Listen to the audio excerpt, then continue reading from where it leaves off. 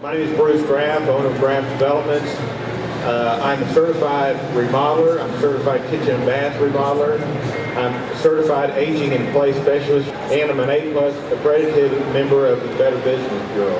We do everything inside the house. We do add-ons, whatever it is. We do specialty stuff. I don't do just kitchens and bathrooms. I do media rooms, home theater. I do children, your kids, theme rooms, let's put it that way. We do a lot of really neat stuff. That's why I enjoy what I do so much. My first thought, the first thing you need to plan is this is kind of gets to where you're leading. Have a realistic budget in mind before you call your contractor.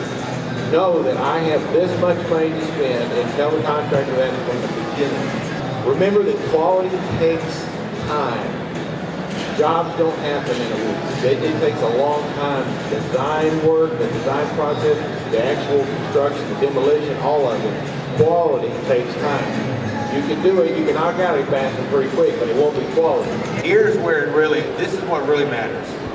Hiring a designer leads to a successful project and a budget.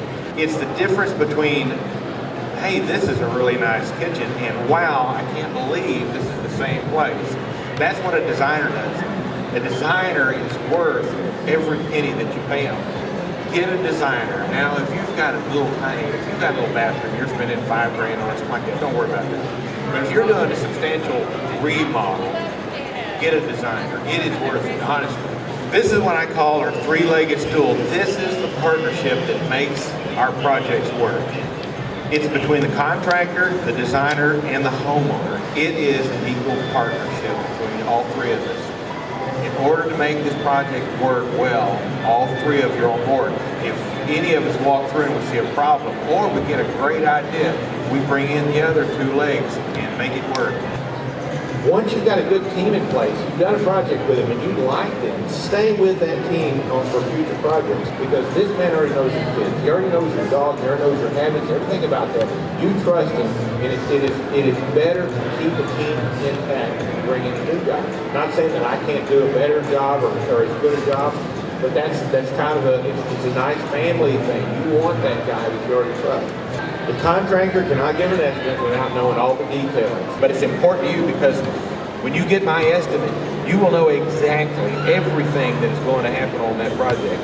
And if it's not in there, it's not part of it. Because you'll get a lot of contractors who will throw out a really ambiguous estimate, and it'll say remodel kitchen per designer specs, $48,000. Oh my gosh, there's so much movement in that. They could easily come back in the middle of the project and say, well, I didn't realize we were going to do that. I'm going to have to charge you more for that. This is the big one. Let your contractor make money. He has a family too. Nobody's out to gouge anybody. We're all making reasonable amounts of money.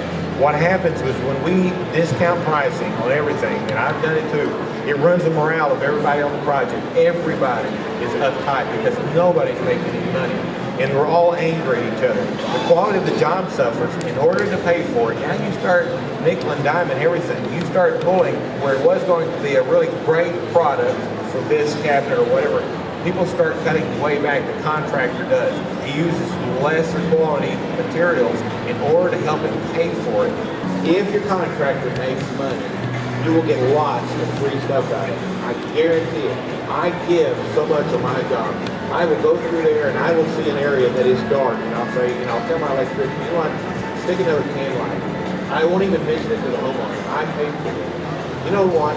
We need another outlet down here. This would be great for her to plug her hair dryer. I'll just do that. Don't worry about it.